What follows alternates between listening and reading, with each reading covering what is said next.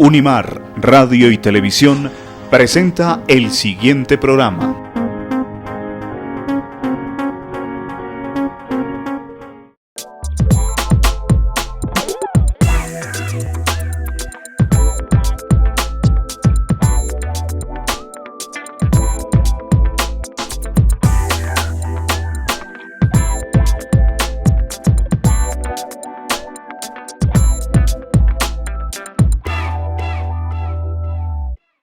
Hola, bienvenidos nuevamente a Escenarios, el programa de la Universidad Mariana que promueve el diálogo entre fe, ciencia y cultura.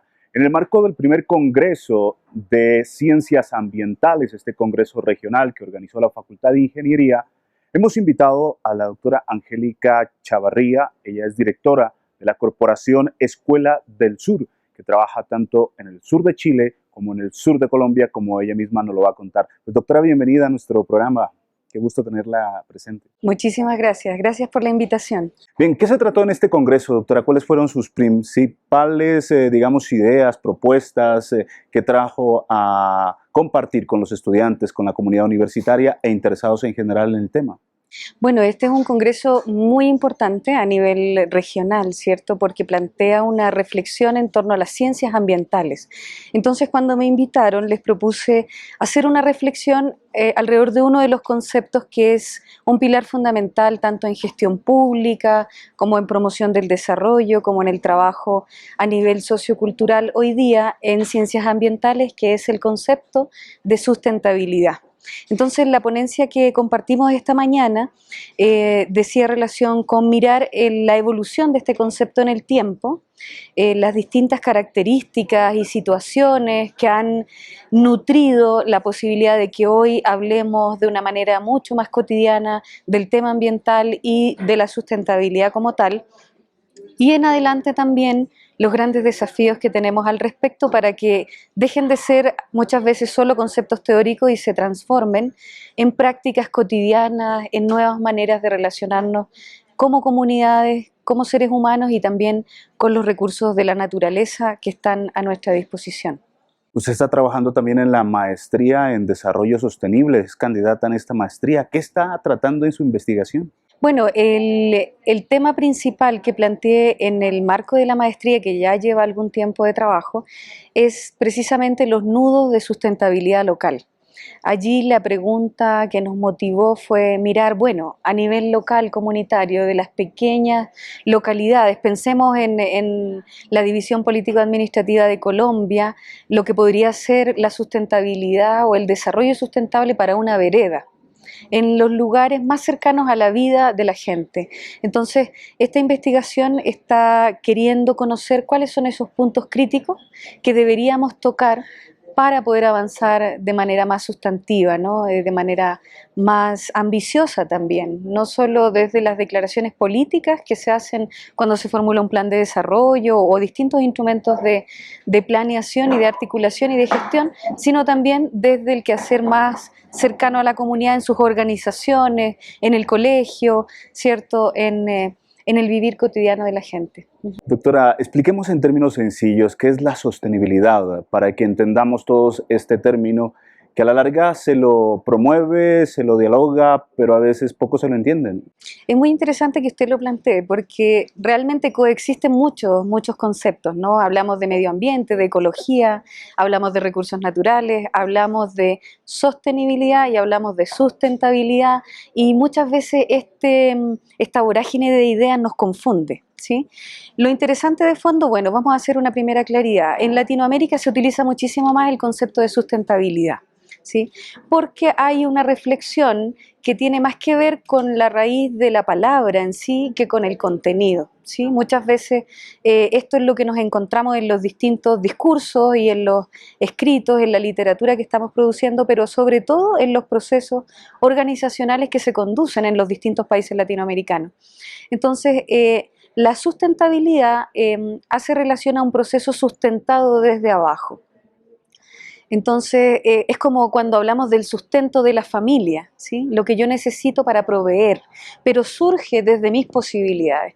En cambio, la sostenibilidad se ha comprendido como un proceso mucho más anclado desde arriba hacia abajo, entonces promovido desde las concepciones más políticas, ¿sí? Desde las grandes convenciones. Por eso, por ejemplo, en general, los protocolos, los acuerdos de Naciones Unidas hablan de sostenibilidad y no de sustentabilidad. Ahora, particularmente para nosotros como Escuela del Sur, lo interesante es qué se hace en la práctica.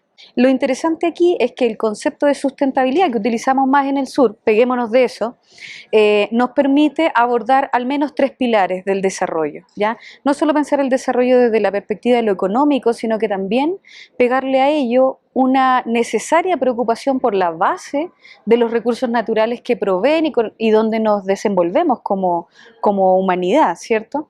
Que es el componente ambiental. Y por otro lado, un componente social y cultural importantísimo, sin el cual realmente va a ser muy difícil avanzar. Si no comprendemos nosotros que nuestro quehacer económico, productivo, político, comercial, académico incluso, está supremamente anclado en nuestras bases culturales, entonces no hacemos nada. Porque de verdad que las prácticas, las conductas humanas y las prácticas sociales están muchísimo más relativas a lo que es nuestro acervo cultural, cómo hemos nacido, dónde hemos nacido, cómo nos han educado, dónde hemos podido crecer, el ejemplo de nuestros padres y nuestros abuelos, ¿cierto? Hacen que seamos lo que somos y que actuemos como actuamos. Entonces, las ciencias ambientales tienen que acercarse desde esa perspectiva muchísimo más a las ciencias humanas y a las ciencias que estudian entonces el comportamiento de la sociedad.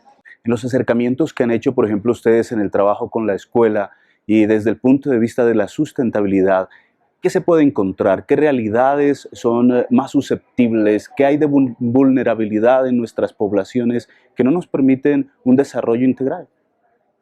Nosotros tenemos muchísimo trabajo que hacer. Primero, para resolver lo básico.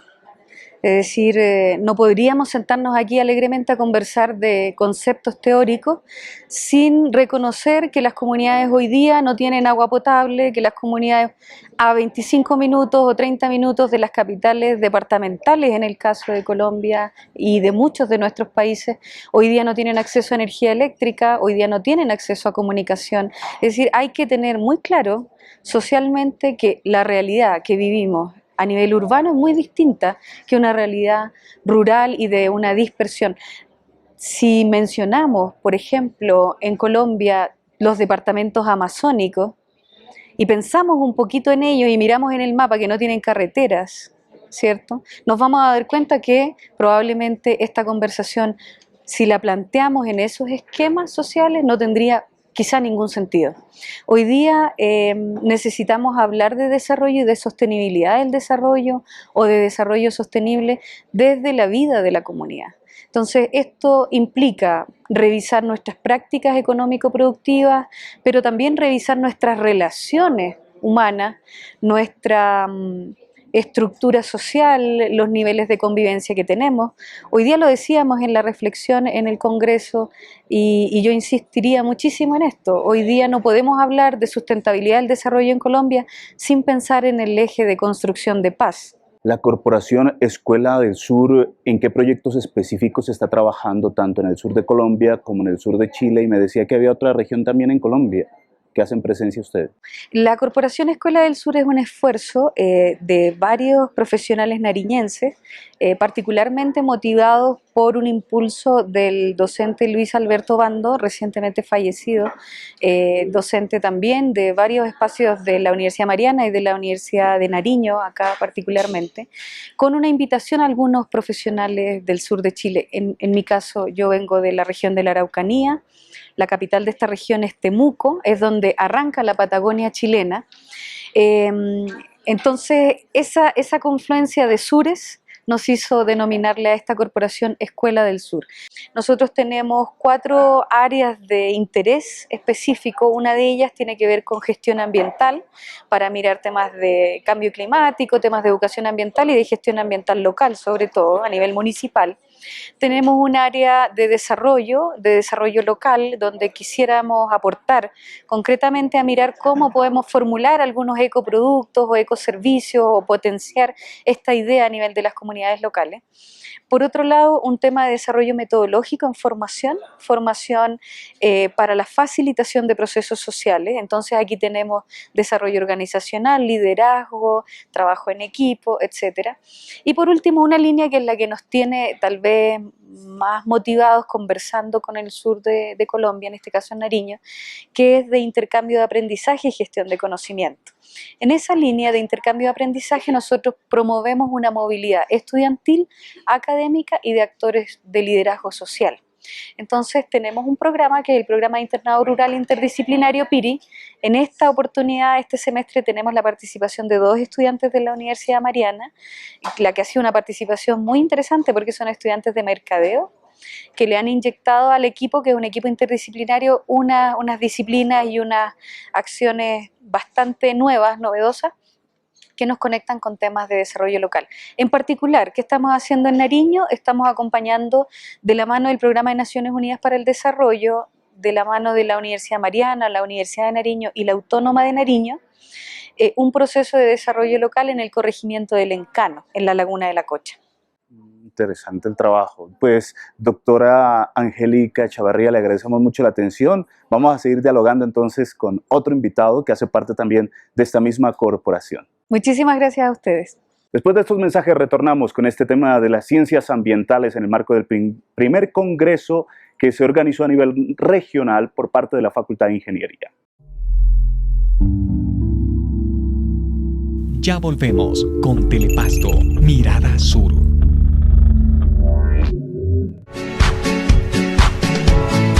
Una universidad que, coherente con sus principios, actúa en pro del medio ambiente.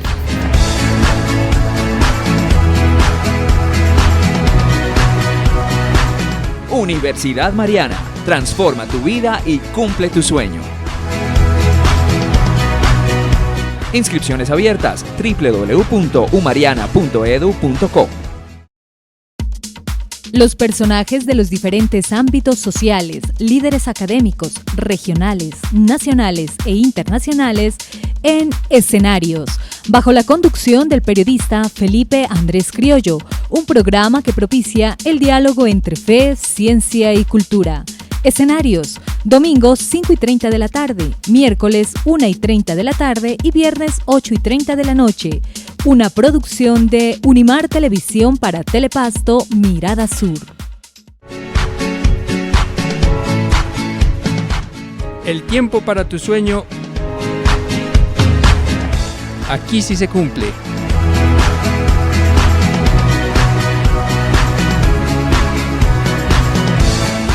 Universidad Mariana, transforma tu vida y cumple tu sueño. Inscripciones abiertas: www.umariana.edu.co. Continuamos con Telepasto, Mirada Sur. Seguimos en Escenarios en esta oportunidad en el marco del primer Congreso Regional de Ciencias Ambientales que ha sido organizado por la Universidad de Nariño y la Universidad Mariana. Tengo la grata compañía para esta segunda parte del programa del doctor Roberto Zambornardi. Él hace parte de la corporación también Escuela del Sur y coordina el proyecto o el programa PIRI. Doctor, pues bienvenido, es psicólogo además, enfatizando en el desarrollo de la comunicación. Coméntenos qué se trata este programa PIRI que trabaja precisamente en nuestra región. Muy buenos días, gracias por la invitación. El programa PIRI es un programa que nace de una experiencia en el sur de Chile que está replicada por la Corporación Escolar del Sur también aquí en el departamento de Nariño. Es un programa que quiere establecer un puente entre el saber, el conocimiento de las academias hasta o hacia las comunidades rurales para poder promover unos procesos de desarrollo local. Lo que se quiere impulsar es que nuestros futuros profesionales participen en actividades prácticas en el campo, acompañando algunas instituciones aliadas con las que estamos trabajando Ya la profesora antes había mencionado el programa de las Naciones Unidas por el Desarrollo y también vamos trabajando con la institución educativa municipal del Encano para que puedan aprender cómo transferir su conocimiento teórico en situaciones locales. En un diálogo de saberes. En un diálogo de saberes, exactamente. Para tener un impacto mucho más fuerte en un contexto que es lo del Encano en este caso, pequeño, rural. De esto se trata. ¿Qué características han encontrado en el Encano para hacer este trabajo? Aspectos por mejorar y cosas positivas también. En el Encano hay muchísimos aspectos positivos. Ya se vienen trabajando desde hace muchos años, hay muchas organizaciones. Yo lo que creo, el aspecto tal vez más positivo, uno de ellos también es los recursos naturales que tiene este lindo lugar.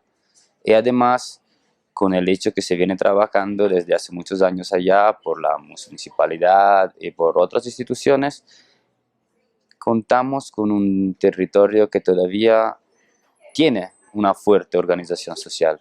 Hay que fortalecerla porque digamos que está como desunida, disgregada. Cada uno tendencialmente tiende a organizar sus propias actividades, pero es muy bueno que ya podemos contar con un grupo de gente organizada y en parte capacitadas para poder levantar algunos análisis y de ahí tomar unas decisiones concretas que estén mucho más pegadas con la necesidad del territorio. Entonces lo que podemos decir es que ahí no hay que salir adelante de la nada, digamos. Ya tenemos un fuerte compromiso de muchas organizaciones e instituciones para trabajar en el territorio. Hay un camino recorrido, la ADC ha estado trabajando también con estas comunidades, han hecho experiencias muy interesantes, sobre todo desde el punto de vista de la conservación del medio ambiente, convertirse en guardianes, sobre todo de los páramos, de las reservas, muy bien el ambiente como tal. ¿Qué es lo que en su exposición, por ejemplo, nos estaba invitando a vislumbrar una posibilidad de generación de cultura para las personas que no sienten ese peligro frente al cambio climático?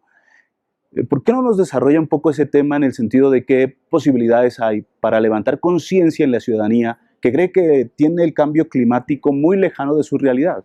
Claro, lo que estábamos hablando antes era intentar crear también aquí una conexión entre dos áreas de saberes que parecen desconectadas, que es una área más técnica, digamos en este caso ambiental, cuando hablamos de cambio climático, y el área de las ciencias humanas.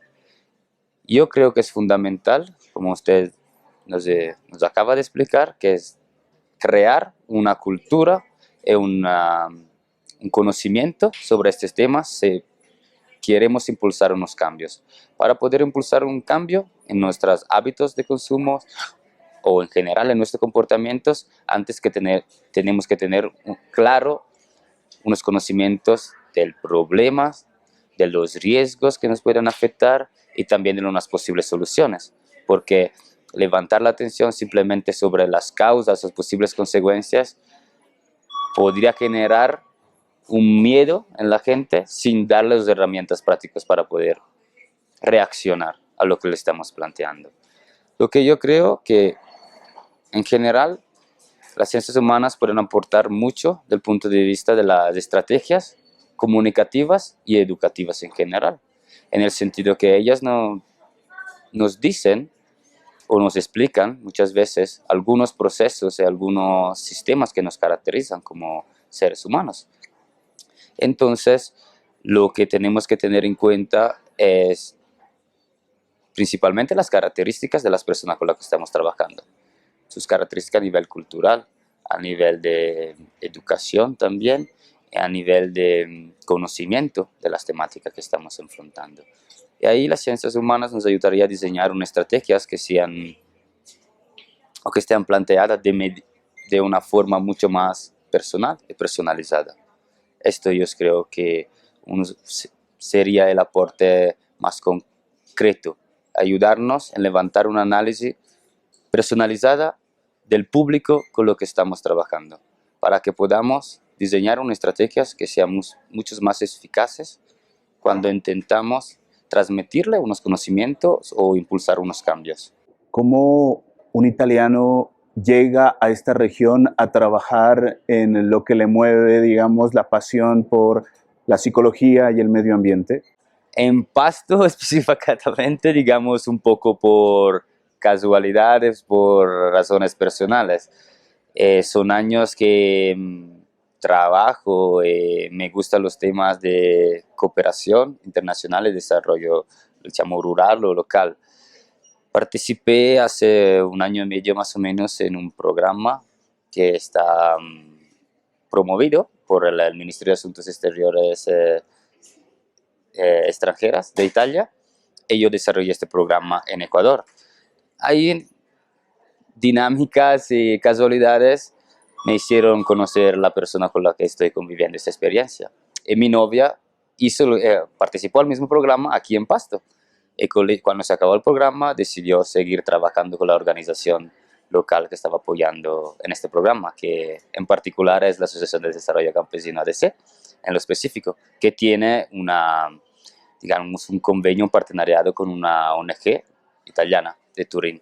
Estábamos hablando en una ocasión en este programa con Brigitte Batiste, uno de los ecologistas reconocidos a nivel internacional colombiano. Él nos decía que el 7% del consumo y a veces del desperdicio del agua potable sucede en las zonas urbanas. Más se presenta entonces estos casos en las zonas rurales donde ustedes están presentes. ¿Cómo se da ese fenómeno? ¿Cómo se presenta el cuidado del agua en las zonas donde realmente no hay conciencia ecológica? De una parte, como ustedes habían dicho, depende de la poca conciencia de la población. De una parte, me imagino que está muy relacionados con el hecho que no tienen acceso a estos servicios. Las áreas rurales están mucho menos desarrolladas y las municipalidades usualmente invierten mucho menos plata y recursos económicos para el desarrollo de servicios básicos en las áreas rurales comparados con las áreas urbanas. Entonces, claramente, de un lado tenemos unas malas costumbres que están de una parte promovida por la poca conciencia que las personas tienen sobre la consecuencia de sus acciones, y de un lado, pero también del hecho que no pueden portarse de otra forma.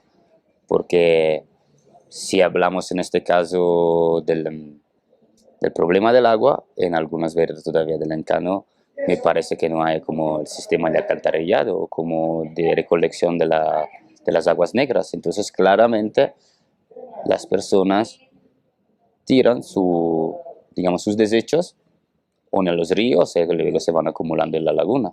Y muchas veces las actividades productivas también que se han desarrollado allá a veces no estaban tan pertinentes con el área o se han implementado tanto que tienen un impacto muy fuerte en los recursos naturales. En el caso específico del agua estamos hablando de los criaderos de truchas. Cuando hablamos del tema de ecología, de la psicología, de la comunicación, a nivel profesional, ¿cuál ha sido su mayor satisfacción en ese trabajo que ha desarrollado? Bueno, hay 2 niveles, creo. Fue una experiencia muy importante, interesante para mí trabajar con un grupo joven de estudiantes de aquí, porque bueno, yo soy un poco mayor de ellos, pero todavía me considero bastante jovencito. Entonces, como fue también a nivel personal, un intercambio cultural y de aprendizaje personal, como 2 culturas diferentes que todavía están mucho más cercanas de otra, porque la cultura latinoamericana está bastante cercana a la cultura europea, pero hay diferencias. Entonces, de un lado esto, y de otro, en el trabajo en campo, a mí me motiva mucho y me fascina el trabajo con las comunidades rurales, porque creo que hay muchas veces una humanidad, no sé si se dice así en español, que a veces en los contextos urbanos hemos perdido. Entonces, a nivel personal, poder sentir que se puede aportar de verdad un cambio, un mejoramiento a veces se espera en la vida o en las comunidades de estas personas es una grande satisfacción a nivel personal. Bueno, Roberto Zambonardi, muchas gracias por atendernos en esta ocasión. Gracias a ustedes. Bueno, y ustedes, amigos televidentes, los esperamos en nuestra próxima emisión para seguir en el diálogo, en la triada de fe, ciencia y cultura. Hasta la próxima.